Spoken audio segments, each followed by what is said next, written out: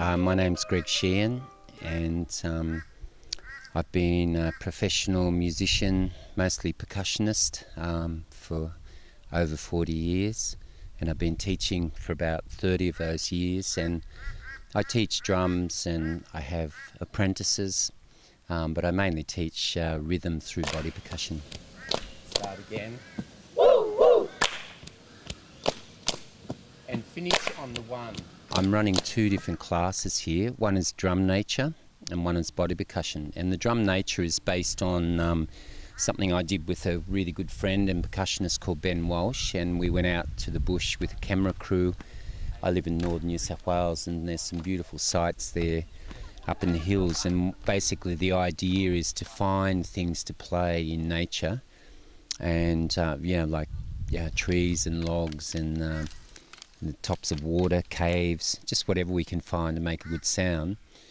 And so here with the group we've been going on bushwalks and just finding really good sites, and basically I kind of rhythmatise the people first. We do a couple of days of rhythms and exercises, and then we go out to beautiful sites and just find really good things to play. So that's one thing I'm doing.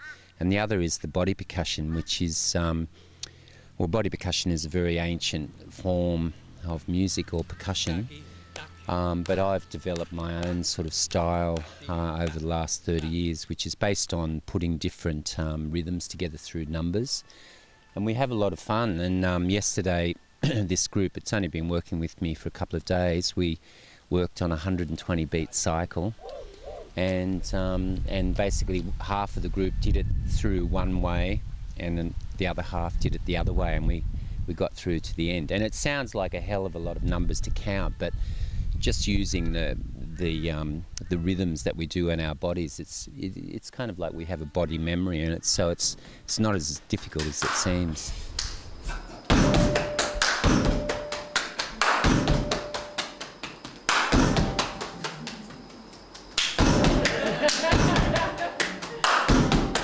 Well, a lot of people come to me really interested in rhythm, and we're talking here, particularly here, that we've got a lot of people, most of them who aren't professional musicians at all, but they really want to learn more about rhythm and go deeper into it and find confidence with it. So just the way that I teach, I feel really helps them get in touch with that. And we base a lot of things on the walk, because I've had so many people say, oh, I've got no sense of rhythm. Well, if you can walk and talk, make a cup of tea, all of that, of course, I believe that everybody has got a really good sense of rhythm, but it's quite often sometimes just getting through that sort of mental block.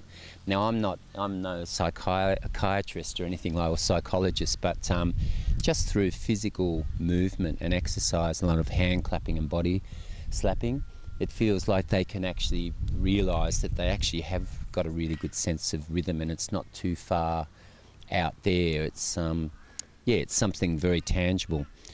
The other thing as a teacher is, I saw this film recently called Intangible Asset, number 82. I think it was 82. Could have been 86. But it was this beautiful story about a friend of mine who's a drummer, a jazz drummer from Sydney, Simon Barker. And he went in search of this wonderful shamanic drummer in Korea. And along the way, he met some amazing people, including this man that learnt traditional singing by staying by himself at a waterfall for 8 years. And he sang to the waterfall. But he was a beautiful teacher, and he said that a beautiful thing about teaching, he said the teacher is like a ladder, and the students can climb up that ladder, and so they're like a bridge between the beginning and where the students want to get to.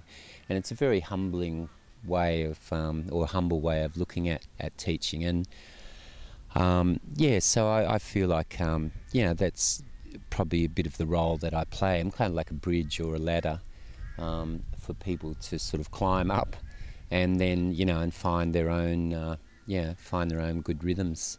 Yeah.